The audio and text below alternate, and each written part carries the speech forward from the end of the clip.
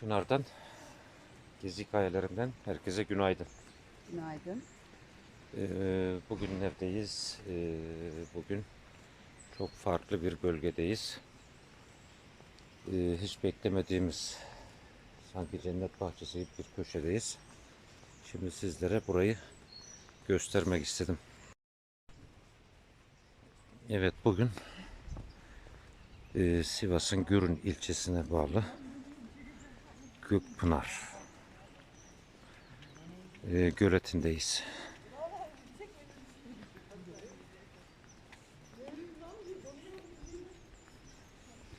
Aslında Gökpınar bizi çok şaşırttı. Bu bölgede gezerken sadece akşam konaklayalım veya kamp çadır kurabilecek bir yer ararken burada çadıra izin verdiklerini duyduk. Sadece konaklamak için geldiğimiz bir bölge. Yukarıları görüyorsunuz, bomboz dağlar. Bu dağların içerisinde bir gölet olduğunu bahsettiler. Dedik ki biz herhalde bir su birikintisi. Su birikintisinin etrafında, sineklerin ortasında sabaha kadar rezil oluruz diye düşündük ama geldiğimiz zaman sanki böyle Boz Dağların ortasında bir vaha, harika bir yer. Güzel tesisler yapılmış. Otelde kalmak isteyenler için oteli, restoranı, eğlence merkezi, kafeterya, kantin, yani her türlü imkan var. Ayrıca günlük piknik yapmak isteyen kişiler için mesire alanı ve ayrıca çadır kurmak isteyen kişiler için de kamp imkanı olan bir bölge. Yani bu bölgeye gelen, çadır kurmak isteyen kişilere burayı tavsiye edebiliriz. E, Yemyeşil, güzel, bakımlı, temiz bir mekan. Suyu buz gibi. Evet, kaynaktan gelen su ve gölet. Göleti şu şekilde göstereyim sizlere. Harika bir gölet.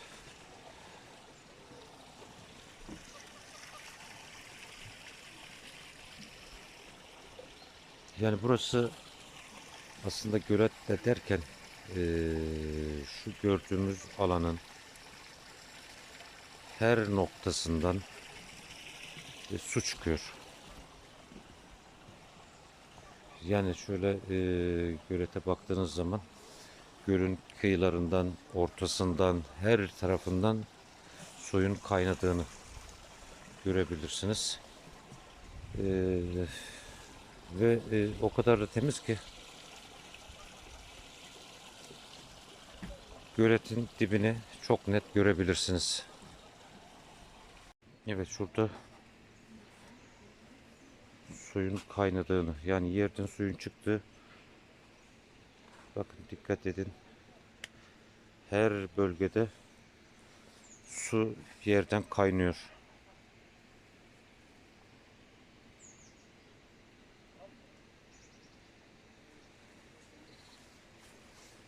Yani aslında burası gölet, tamam, küçük bir gölet oluşmuş ama su kaynağı, suyun çıktığı bölge.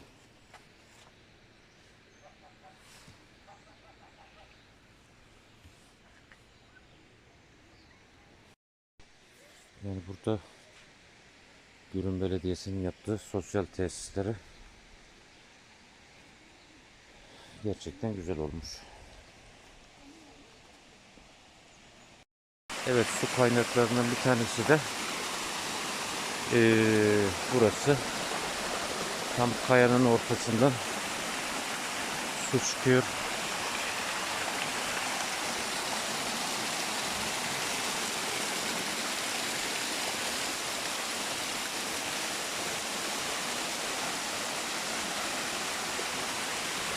Yukarıya bir çıkalım bakalım.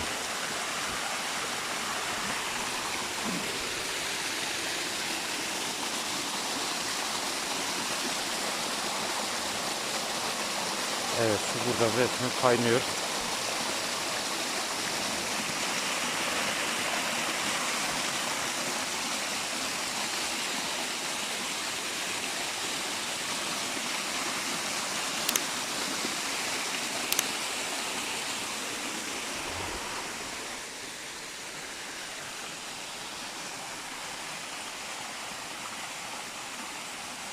Evet, bu şekilde su kaynakları. Evet, bu bölgede yine bir başka su kaynağı.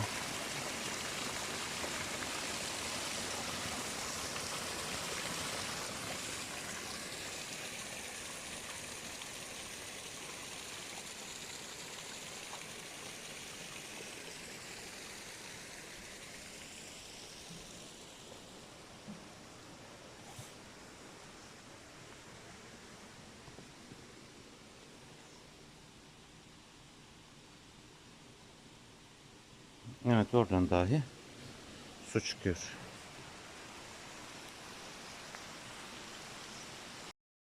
Evet, suyun berraklığı bu kadar temiz.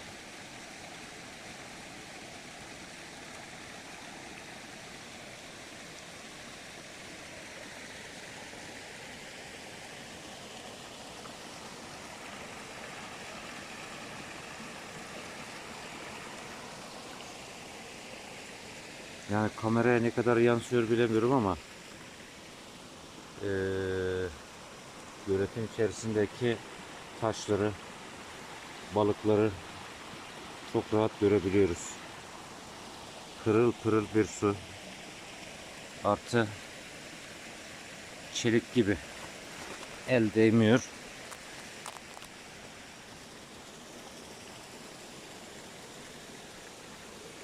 Evet, şuralarda da halen kabarcıklar var.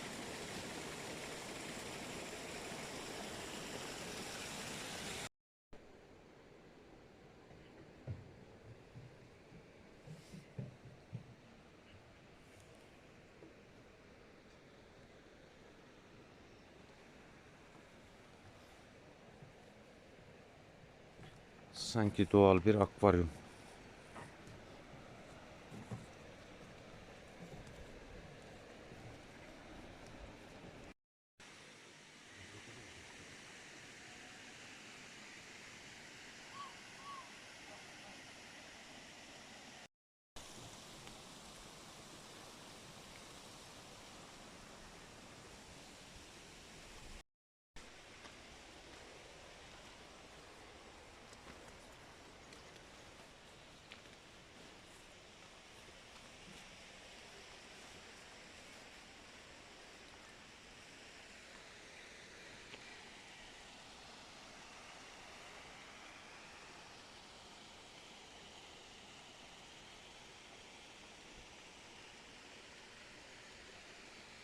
Yemyeşil.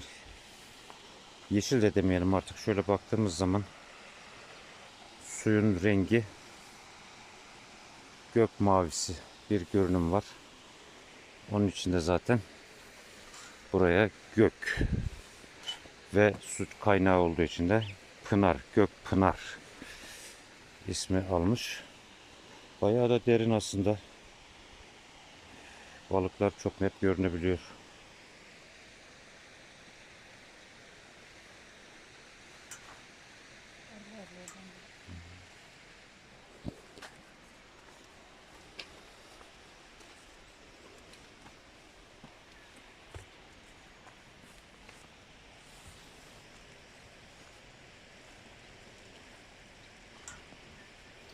Yani bu bölgede eee, çadır kurmak isteyenler için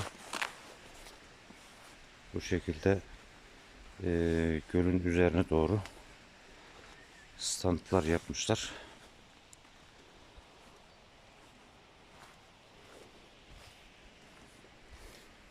Çadırınız hiç toprakla temas etmeden stand üzerine kurabiliyorsunuz.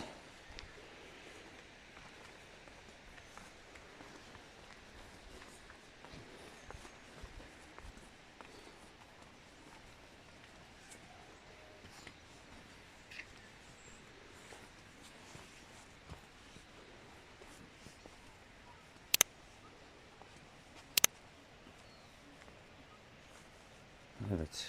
Burada da görüyorsunuz standı. Standın üzerine çadırı kurmuşlar.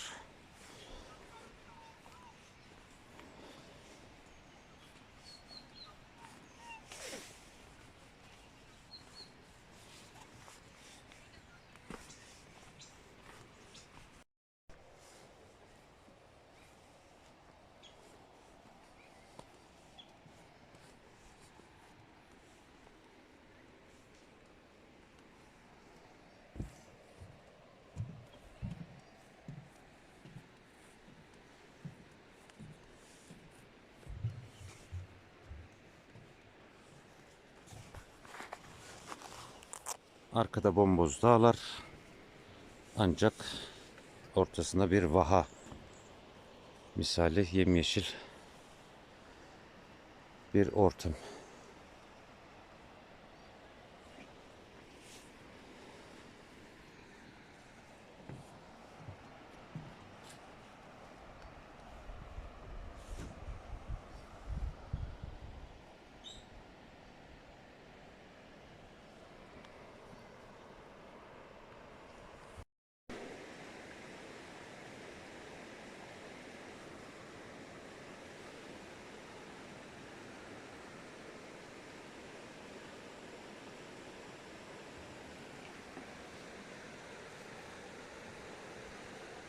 Evet, bahsettiğim gibi pırıl pırıl su. Sanki doğal akvaryum.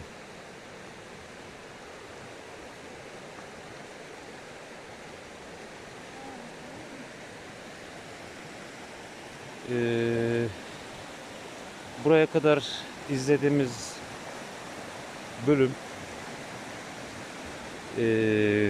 Gökpınar göleti ve su kaynağından çıkan su. Yani orada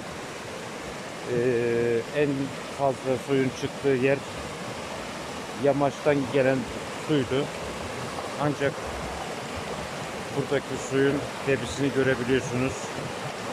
Bu kadar fazla. Yani bu nedir? Göletin ortasından göstermeye çalışmıştım kabarcıkları. Çok fazla suyun çıktı. Ve şurada ikinci bir kanal, su kaynağı, ikisi burada birleşiyor. Şu soldan gördüğümüz su da yine gezimiz esnasında gezdiğimiz Şuur Vadisi'nde görmüş olduğumuz su kaynağından, o vadiden gelen su. Yani Şuur Vadisi'ndeki su kaynağı ile Gökpınar göletindeki su bu bölgede birleşiyor ve yoluna devam ediyor. Bizim de çadırımız nerede? Hemen onun yanına varalım. Harika bir yere çadırı kurduk.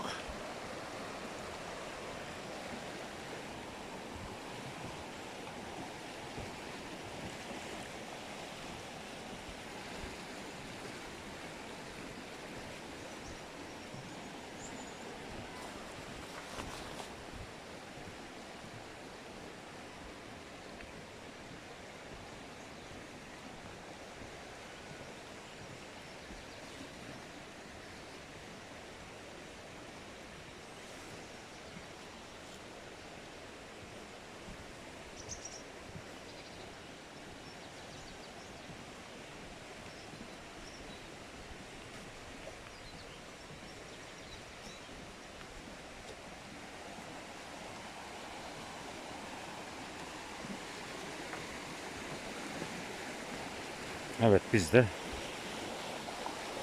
buradayız.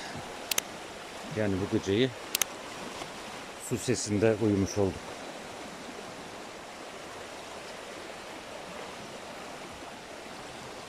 Bu şekilde yine çadırlar için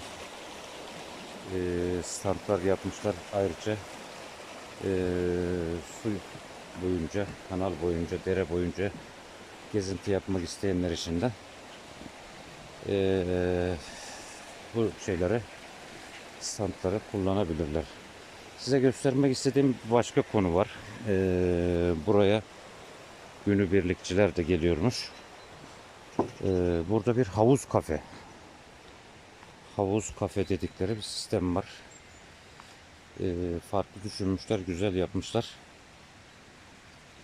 Evet, burada bir kafe ve önünde bir havuz. Sandalyeleri havuzun içerisine atmışlar. Havuz içerisinde çay, kahve, artık ne yemek içmek isterseniz size havuz kafe, havuz içerisinde sunum yapıyorlar. Yani arkadaşlar,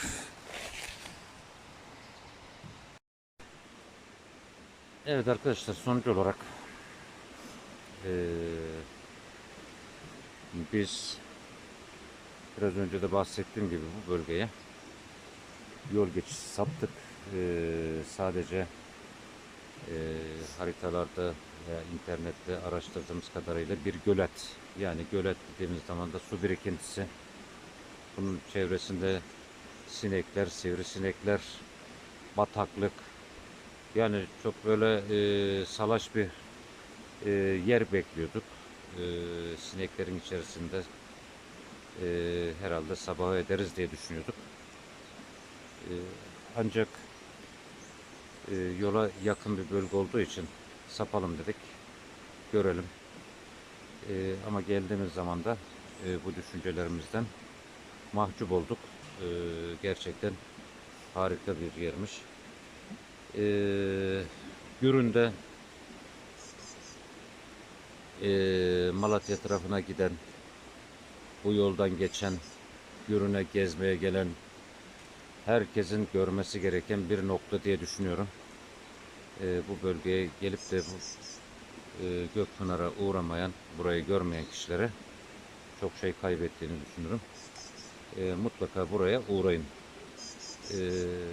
Günlük mesire alanı, kamp alanı, eğlence alanı, çocuk eğlence alanı, isterseniz restoran, otel, her türlü imkanı var. Kampçılar için elektrik hariç, tuvalettir, lavabodur, bulaşıkhanedir, her türlü imkanları sağlıyorlar. Temiz, tertipli, düzenli, leziz bir ortam. Yani uğramayan çok şey kaybeder diye düşünüyorum. Gökpınar göletinden bu kadar. Yeni videolarımızda görüşmek ümidiyle. Hoşça kalın. Bizi Takipte izlemeye kalın. devam edin. Abone olmayı unutmayın. Hoşça kalın.